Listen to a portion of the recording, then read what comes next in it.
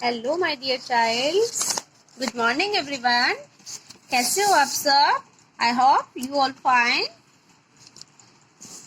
Okay, तो कल जो हमारा चैप्टर था ना, हमने रामदास वाला चैप्टर कंप्लीट कर लिया था, ईमानदारी वाला। ठीक है बच्चों, देखो ये वाला चैप्टर ईमानदार युवक, ये वाला हमने कल कंप्लीट कर लिया था, पढ़ लिया था। इसके शब्दार्थ भी आई होप आप लोगों ने अपनी नोटबुक में कर लिए होंगे। ठीक है, अब हम करेंगे मुख्य कार्य। पहले तो हम कठिन शब्दों का उच्चारण करोगे आप मेरे साथ साथ में। बेटा जब मेरे साथ साथ बोलोगे ना तभी आपको इजी लगेगा बोलने में, ऐसे नहीं, ऐसे मजा नहीं आएगा पढ़ने का। जब मैम के साथ साथ चलोगे आप, क्लास में भी तो आप लोग ऐसे ही करते थे, जैसे मैम बोलते थे वैसे साथ साथ बोलते थे ना। तो अभी भी आपको यही समझना है कि हमारी क्लास चल रही है, मैम हमें पढ़ा रहे हैं सामने। तो मैं जैसे बोलती हूँ वैसे वैसे आप बोलोगे, अपने फिंगर रखे। जो बच्चे बुक लेके आए वो बुक के देखते हुए बोलेंगे।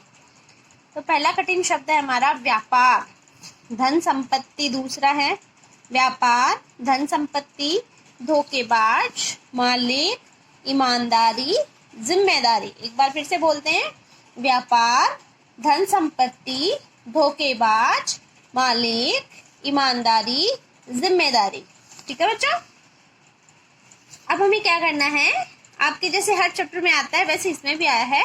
आपको इन जो ये गद्यांश है इसको पढ़ना है और फिर इन प्रश्नों के उत्तर देने हैं। ठीक है, तो हम पढ़ते हैं। दिए गए गद्यांश को पढ़कर सही विकल्प पर सही का चिन्ह लगाइए। तो पढ़ते हैं हम इसको। किसी गांव में रामदास नाम का एक धनी व्यक्ति रहता था। वह भेड़ बकरियों का व्यापार करता था। उसका व्यापार बहुत बड़ा था। उसके पास बहुत सारी धन संपत्ति थी, पर उसे संभालने के लिए उसके कोई संतान न थी। नौकर चाकर बहुत थे, परंतु सब कामचोर व धोखेबाज थे। अतः रामदास बहुत परेशान रहता था।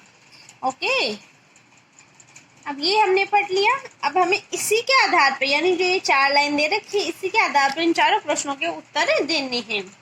जैसे देखो कि व्यक्ति का क्या नाम था, तो व्यक्ति का नाम क्या था? रामदास। तो मैंने रामदास पे टिक कर रखा है। रामदास कैसा व्यक्ति था? तो देखो अपने गद्यांश में दे रखा है कि रामदास नाम का एक धनी व्यक्ति रहता था। ये यहाँ पे दे रखा है ना, धनी। तो हमारा आंसर क्या हो जाएगा? रामदास धनी था, धनी व्यक्ति था। रामदास किसका व्यापार करता था? भेड़ बकरियों का व्यापार करता था। तो हम सही ऑप्शन पे किस पे टिक करेंगे? भेड़ बकरियों का। रामदास के नौकर चाकर कैसे थे? ये देखो, नौकर चाकर बहुत थे परंतु सब कैसे थे? कामचोर और धोखेबाज। तो इसमें हमारा ऑप्शन हो जाएगा दोनों, कामचोर और धोखेबाज दोनों हो जाएगा। ठीक है बच्चों, अब दिए गए रिक्त स्थान भरिए। रामदास, तो ये जो शब्द हमें दे रखे हैं, मालिक, रामदास, परेशान, जंगल, मालिक, रामदास, परेशान, जंगल, ईमानदारी, ये जो शब्द दे रखे हैं ना यहाँ पे, ठीक है, इन शब्दों की सहायता से हमें क्या करना है? ये रिक्त स्थान भरना है, फिल करना है इसको। तो रामदास बहुत रहता था, क्या वो रहता था? परेशान रहता था, क्योंकि उसके कोई संतान नहीं थी ना, इसलिए रामदास बहुत परेशान रहता था। फिर है रामदास कुछ युवक कहाँ गया था वेश बदल के? तो रामदास वेश बदलकर युवक के पास जंगल की ओर जा पहुंचा। उसकी परीक्षा लेने के लिए गया था ना वो। भगवान क्या है? तो भगवान है सारी दुनिया का मालिक। सारी दुनिया का मालिक कौन है? भगवान। रामदास किससे प्रसन्न हो गया था? रामदास युवक की ईमानदारी से प्रसन्न हो गया था।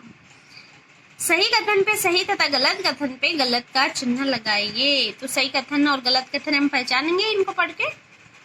पहला है हमारा कि रामदास शहर में रहता था। नहीं, ये गलत कथन है। रामदास गांव में रहता था। युवक प्रतिदिन मन लगाकर कार्य करने लगा। ये बिल्कुल सही बात है। जिस युवक को उसने नौकरी पे रखा था वो प्रतिदिन मन लगा के अच्छे से कार्य करता था।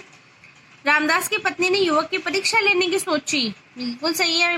नहीं, रामदास की पत्नी ने नहीं, रामदास ने परीक्षा लेने की सोची, तो ये गलत हो जाएगा।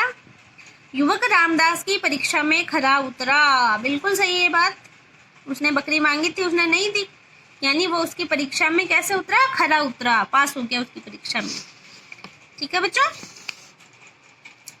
तो आई होप आपको सबको इतना ये और जो मैंने अभी करवाया है वो समझ में आ गया होगा। तो ये गद्यांश आपको अपनी नोटबुक में लिखना है और इन प्रश्नों के उत्तर देने हैं। प्रश्नों के उत्तर आप सीधे भी लिख सकते हो कि व्यक्ति का क्या नाम था, तो आप नीचे लिख सकते हो रामदास। ऐसे नहीं कि आप तीनों ऑप्शन लिखो, कोई जरूरी नहीं है तीनों ऑप्शन लिखना, आप सीधा भी लिख सकते हो। ठीक है, ओके बच्चों, तो आज का ये होमवर्क है आपका। आप अच्छी सुंदर सुंदर राइटिंग में कीजिए अपना होमवर्क और पढ़ाई कीजिए। Okay, goodbye everyone, take care.